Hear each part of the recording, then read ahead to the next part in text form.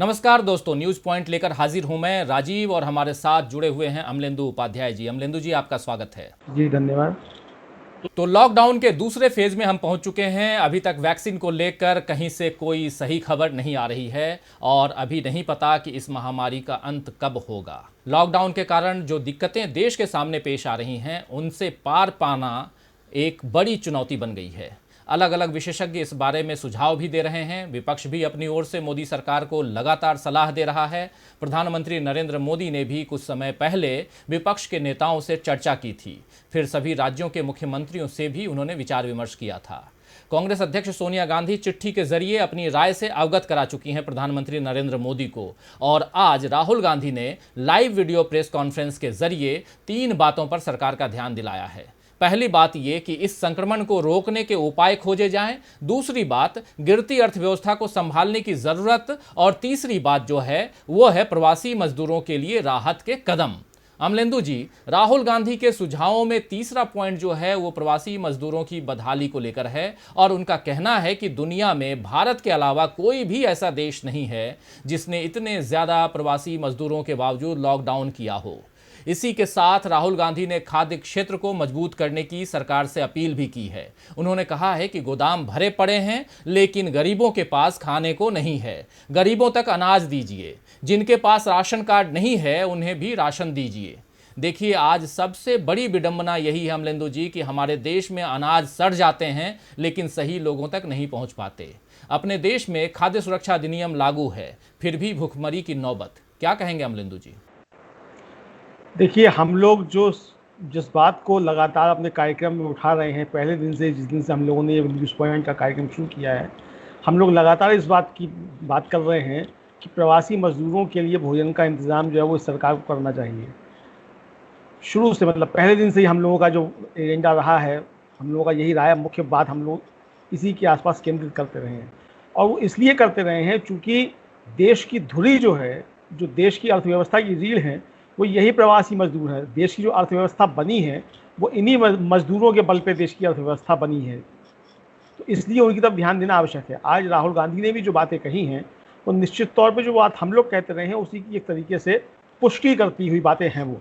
और मुझे लगता है कि सरकार के अंदर भी अगर समझदार लोग हैं तो उनको जो है ये सुझाव किसकी तरफ से आ रहे हैं इस पर ध्यान ना दे करके, सुझाव सही आ रहे हैं उन पर अमल करने की आवश्यकता है। और सिर्फ राहुल गांधी नहीं, जो भी अर्थशास्त्री हैं, इस देश के जो अर्थव्यवस्था की नब्ज को समझते हैं, वो सब लोग इस बात पे जो है बार बार जोर दे रहे हैं कि जो मजदूरों की स्थिति है, जो दिहाड़ी मजदूरों की स्थिति है, उसको संभालने की आवश्यकता है। क्योंकि पूरी देश की अर्थव्यवस्था जो है चरमरा गई है, और इसीलिए चरमरा गई है क्योंकि हमने जो है हमारी व्यवस्था ने इन मजदूरों का ध्यान नहीं रखा है, इसलिए ये संकट पैदा हुआ है। और ये बात राहुल गांधी की एकदम सही है कि जिस देश में इतने ज़्यादा प्रवासी मजदूर हों, दिहाड़ी मजदूर हों, ऐसा कोई देश नहीं है जिसने इस तरीके से लॉकडाउन को लागू किया हो। और ये भी सही है कि लॉकडाउन जो है वो इस महामारी से निपटने का उपाय नहीं है, इसको रोकने का एक जरिया है।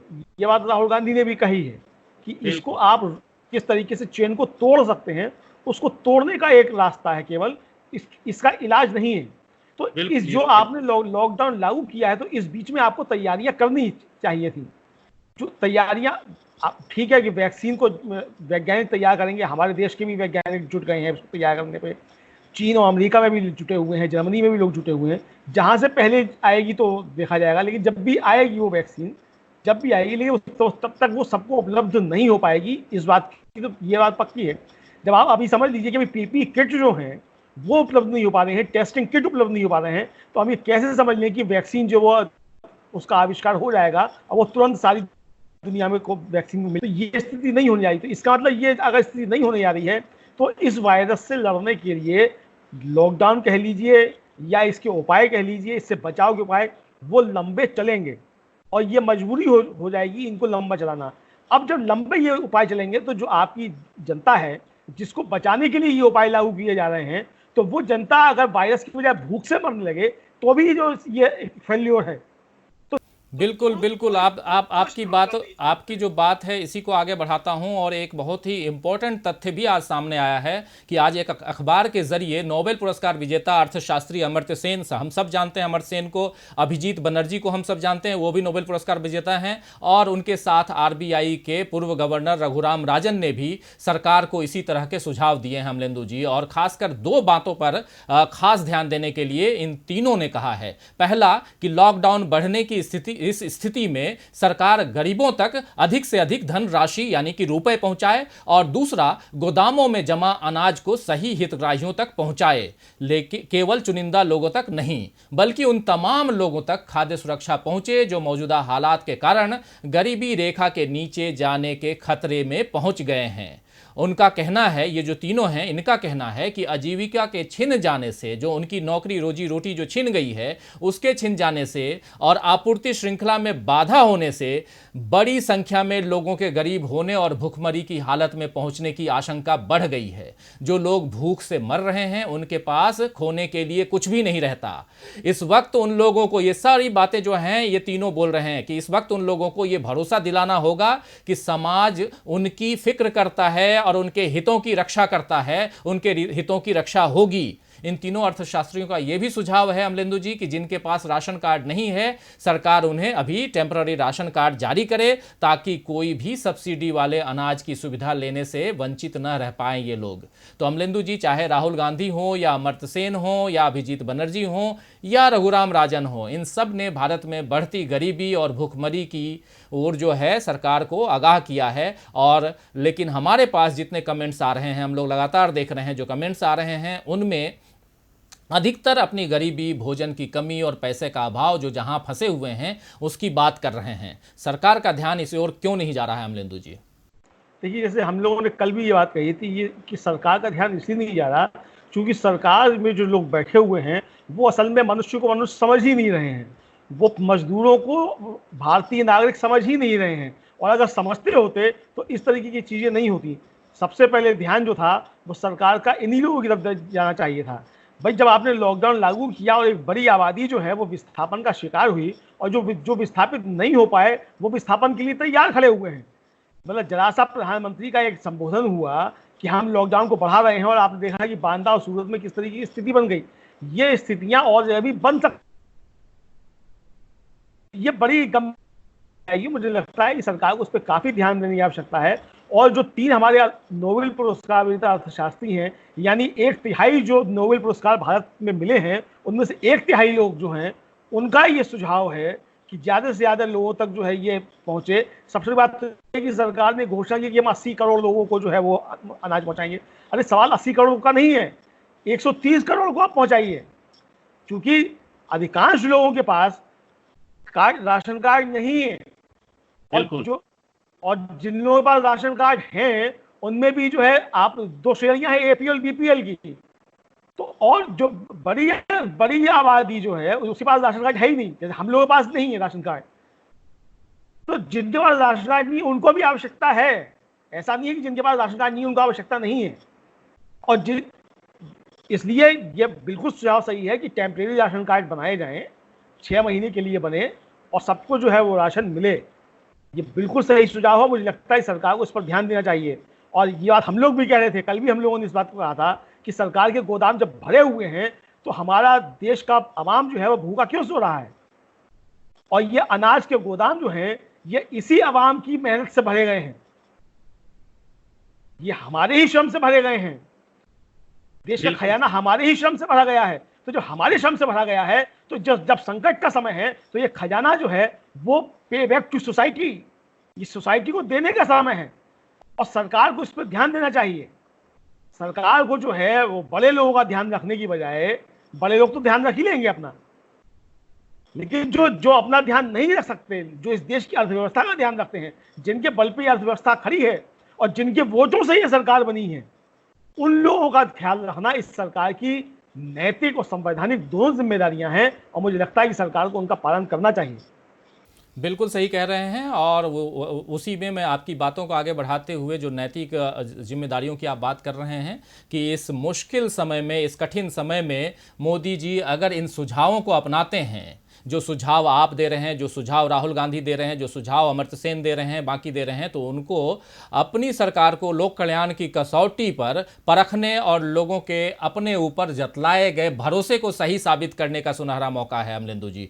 क्योंकि एक अच्छे मैंडेट के साथ मोदी जी जीत करके आए थे। पहला चुनाव और दूसरा चुनाव, दोनों चुनाव में एक ठीक ठाक मैंडेट के साथ में लोगों ने उन पर भरोसा जतलाया है। तो एक लोक कल्याणकारी जो सरकार है उसको ये उसके सामने सुनहरा मौका है और उस भरोसे को वो जीते फिर से, ये सबसे बड़ी चुनौती अभी इस वक्त है।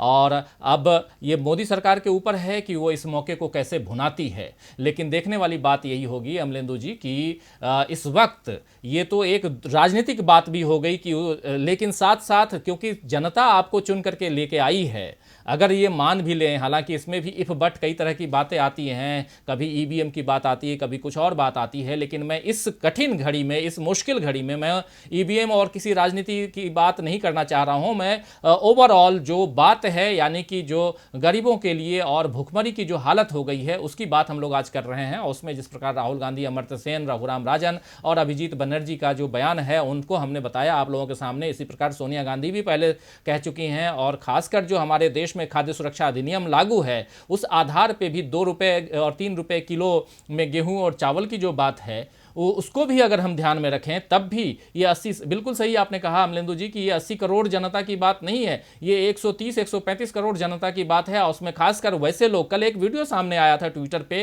कि एक लड़का जो है वो कहीं यहीं पे दिल्ली में ही नौकरी करता था, नौकरी उसकी चली गई, उसके मकान मालिक ने उसको घर से बाहर निकाल दिया और वो बेचारा उसके बाद जब वो बाहर निकला तो पुलिस वाले पीट डाले उसको।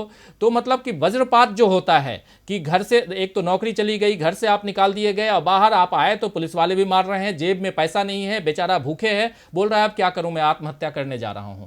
इससे दुखद और क्या हो सकता है। और ऐसी घटनाएं काफी हो रही हैं, ऐसी घटनाएं सामने काफी आ रही हैं और ये अपने आप में एक अलार्मिंग है जिसको समझने की जरूरत है। और ये बात अगर सरकार नहीं समझेगी, नहीं जागेगी तो अभी भी जो बिल्कुल सही जो पॉइंट आप राहुल गांधी वाले संदर्भ में आप बता रहे थे कि आपके पास समय था, अभी भी समय है, लॉकडाउन का जो समय है, इस समय आप आराम से, बहुत सारा काम बंद है तो आराम से कुछ सोचिए, कुछ समझिए और कुछ एक, अगर वैक्सीन नहीं आ रहा है तो आगे किस वैक्सीन, मतलब अगर इलाज अभी नहीं आपके पास में, उपाय जो आप कर रहे हैं उस उपाय के तहत भी कुछ आगे किसी भी प्रकार से जो जनता है वो भूखमरी का शिकार ना हो जाए, वो बेघर का ना हो जाए। कल ही हम लोगों ने देखा कि दिल्ली के यमुना नदी के किनारे काफ़ी लोग जो हैं मजदूर तबके के लोग वो बाहर निकल आए थे और उनको फिर उनके ऊपर पुलिस का दमन भी देखने को मिला। तो ऐसे ही कलकत्ता में भी कुछ लोग बाहर आ गए थे।